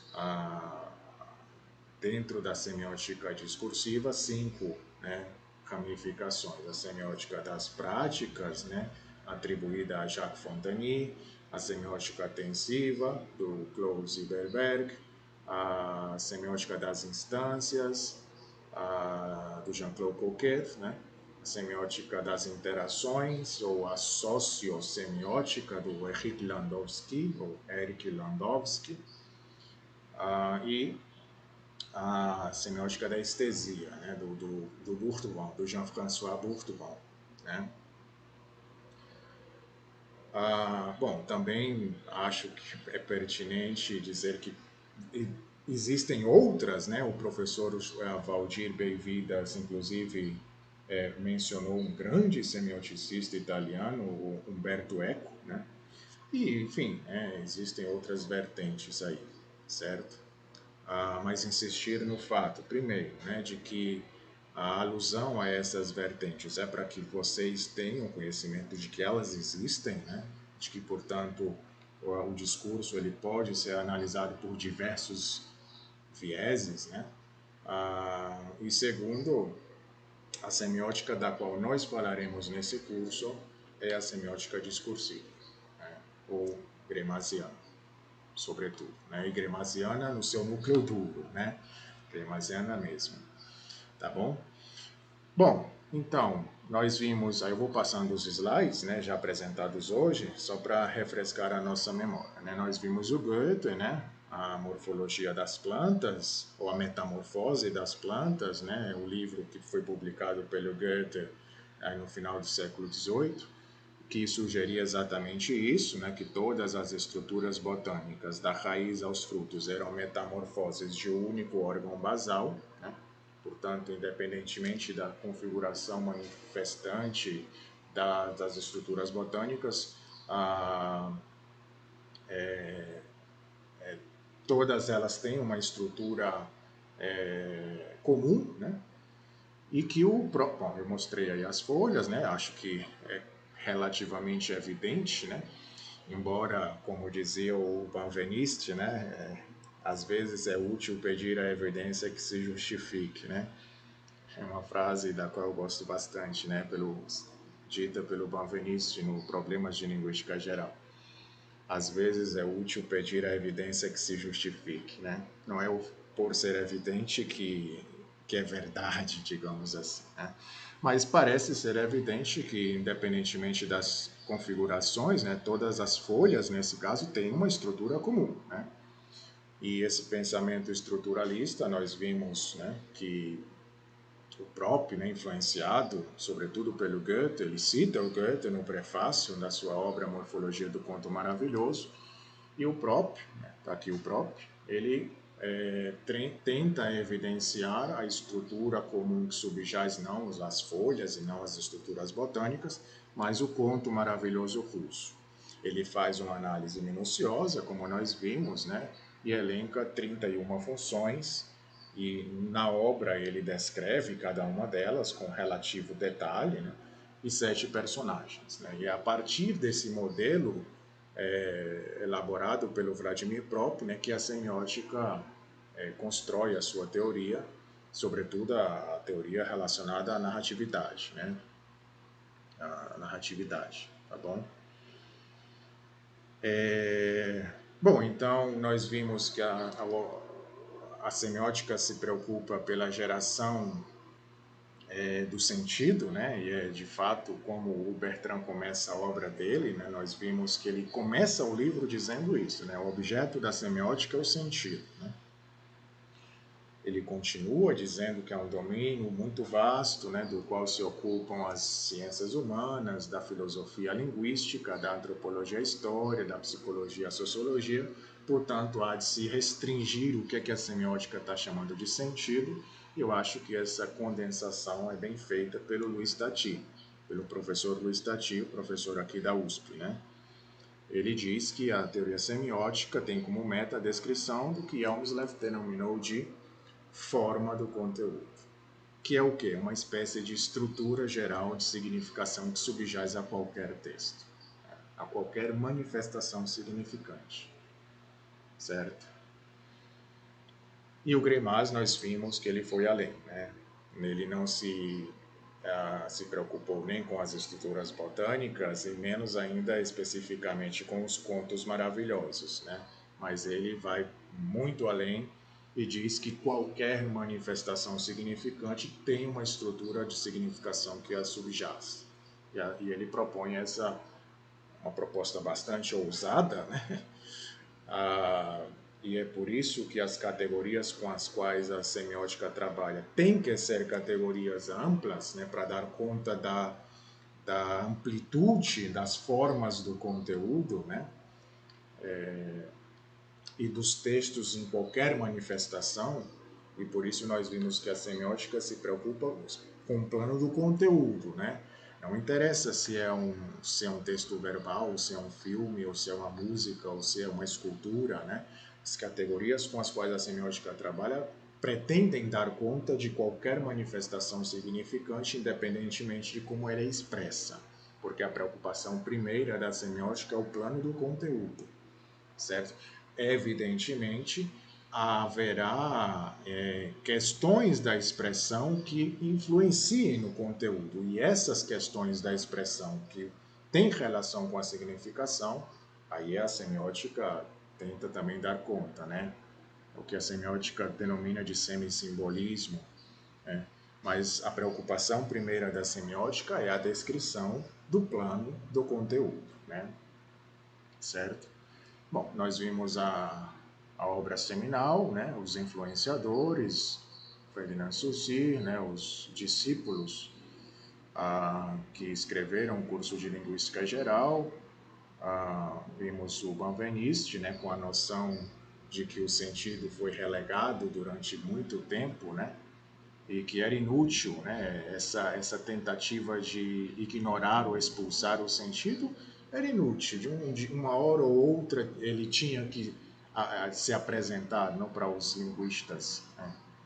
E assim foi, né, sobretudo a partir da década de 60, né, quando aparecem as linguísticas de texto, a semiótica, ainda não denominada semiótica. O nome, como o professor Valdir no início falou, né, um pouco da história do termo semiótica, que, enfim, era a semiologia, que fez-se um grande congresso para nomear, né, aquela ciência que se estava erigindo aí, e como ele disse, né, como em inglês não havia o termo semiology, uma coisa assim, né, de certa forma ficou semiótica. E aí é isso, né?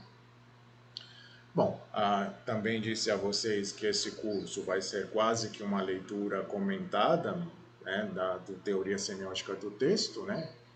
O livro da professora Diana Luz Pessoa de Barros. Insisto no fato de que é um livro cuja leitura recomendo para iniciantes, né? Para a aproximação primeira à teoria, né? Que é onde a professora, com uma linguagem não muito densa, né, trata de apresentar com exemplos as questões da teoria semiótica de Greimas. Ela começa o livro, como nós vimos, mencionando aí as teorias semióticas. Claro, deixa claro que a semiótica da qual ela falará ou tratará será a semiótica de Greimas. Nós vimos que entre os conceitos, entre as dicotomias e os conceitos de Saussure, né, está o de signo linguístico, que segundo ele estava composto por uma imagem acústica ou significante e uma imagem conceitual ou significado. E Hjelmslev aprimora isso, né? Nós vimos aí o Hjelmslev na sua obra Prolegômenos a uma Teoria da Linguagem, e traz isso para a linguagem, né? E ele diz que a linguagem tinha um plano do conteúdo e um plano da expressão, né? Esse slide nós vamos vê-lo com certa frequência, né, ao longo do curso, exatamente com a ideia de que o fixemos na nossa mente, né, de como a linguagem é concebida pela teoria semiótica. Existia, portanto, forma do conteúdo e forma da expressão, uma substância da expressão, uma substância do conteúdo.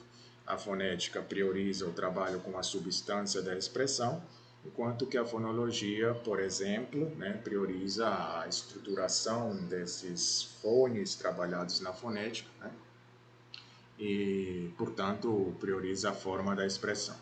A semiótica se encaixa aqui, né? A semiótica, como eu disse e repito, né, propositalmente, as linguísticas de texto, as análises do discurso, as teorias enunciativas, as pragmáticas, as semânticas, de certa forma, tem relação com a questão do conteúdo e, mais especificamente, a forma do conteúdo, né? Evidentemente que, ao tentar evidenciar essa forma do conteúdo, inevitavelmente se toca a questão dos efeitos de sentido produzidos por essas relações, né?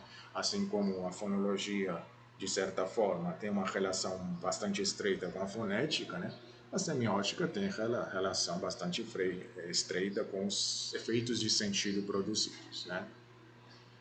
E a semiótica, ou para a semiótica, o sentido é gerado por meio de um percurso. Nós vimos que, de acordo com a proposta metodológica de Greimas, né, há 3 níveis: o nível fundamental, o nível narrativo e o nível discursivo. O fundamental mais abstrato, né, é onde esse conjunto de relações sintáticas e, sobretudo, semânticas do discurso enunciado se restringe a uma única, a oposição fundamental mínima semântica, né? O nível narrativo é onde entra o sujeito, né, como actante, como função, né? E o nível discursivo, onde o enunciador, né, deixa marcas da enunciação. É no nível discursivo onde a gente vê as marcas de enunciação deixadas pelo enunciador e, claro, tudo que nós vamos ver sempre terá, de certa forma, relação com a questão da significação, ou do sentido, né? Bom, isso eu já falei, né? E nós terminamos aqui com esse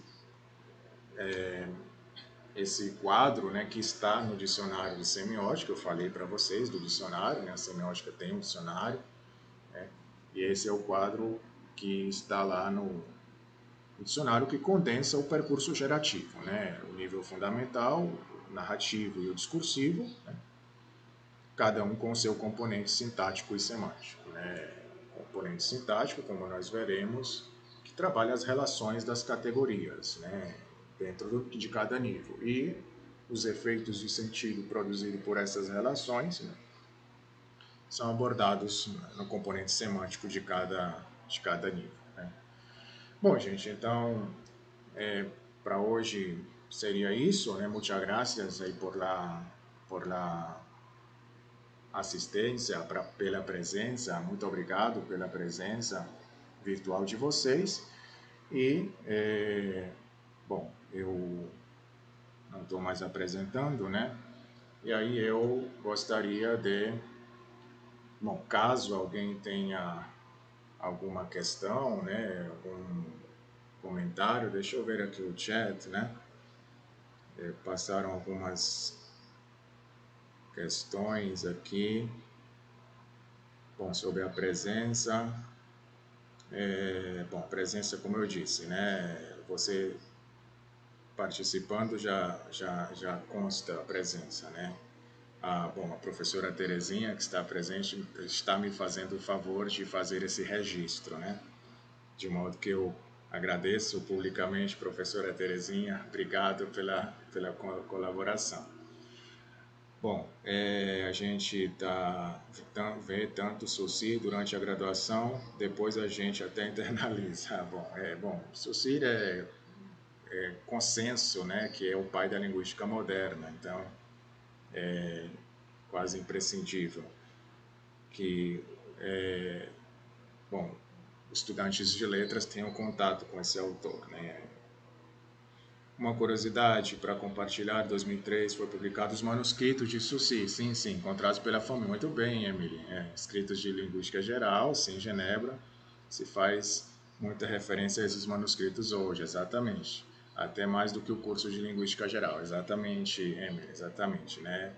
Recentemente foi descoberto, né, os escritos de Saussure, né, que, bom, você, como eu disse a vocês, o curso de Linguística Geral não foi escrito por Saussure, né, foram os alunos que fizeram anotações, né, e publicaram postumamente, ou depois do falecimento de Saussure, né, o curso de Linguística Geral. E recentemente, de fato, foi encontrado esses escritos, né, e tem algumas questões inovadoras, né, nessa obra. Bom, o Roberto coloca já as respostas, né, na pergunta, ok, necessidade do problema, pode ser gravado na próxima aula. Bom, com relação à gravação, está previsto, né, que seja gravado, né? Na verdade, eu acho que eu estou fazendo isso, não pelo Google Meet, por um outro aplicativo que eu estou usando no meu computador, eu espero que esteja sendo gravado, e eu envio isso para a USP, e a USP ela disponibiliza nas redes sociais, né? Acho que ela tem um canal no YouTube e outras redes sociais, né? E esse curso provavelmente será disponibilizado aí. Bom, como podemos ter acesso aos textos da tarefa? Bom, na verdade, eu usei o termo tarefa, né? Mas enfim, é uma pequena atividade, não precisa escrever nem enviar, pelo amor, por favor, né? Somente vocês respondem aí, a gente amanhã confirma se nós coincidimos nas respostas, né? E a pergunta é de que trata cada um dos 3 textos que nós lemos. O primeiro do julgamento, o título, né, do julgamento, né? O segundo do problema, né? Do vaso, do mestre que colocou o vaso e o aluno retirou, enfim. E o terceiro da viagem do pai lá com o filho para o campo, né? E é isso. Roberto, parabéns. Obrigado, Roberto, pelo mergulho e aprofundamento na semiótica. Fez-me lembrar um filme com um profissional contava as ondas que batiam no objeto e uma garota apreciando, em forma que somente ele estaria preocupado com isso. Dizendo isso, meu apreço por sua dedicação na busca da grandeza. Obrigada. Eu fiquei curioso na semiótica democratiana. Bom, se você se refere à minha semiótica,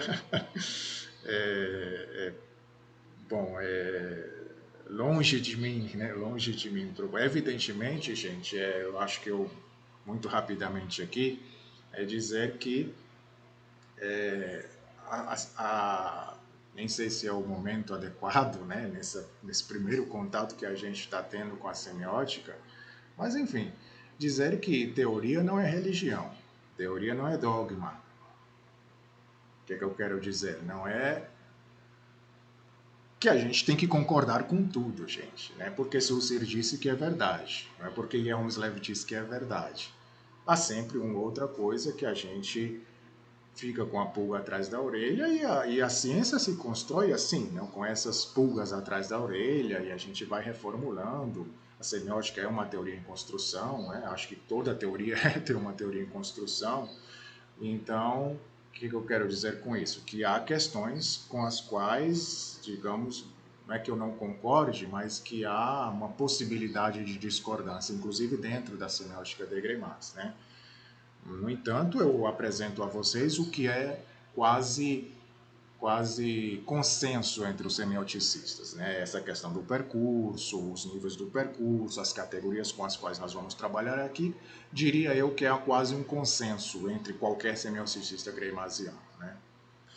Mas é isso, né? Parabéns pelo amor que faz. É o segundo curso que fala de semiótica, começa a olhar diferente. Bom, tá bom, obrigado, maravilhoso. Ok, foi ótima.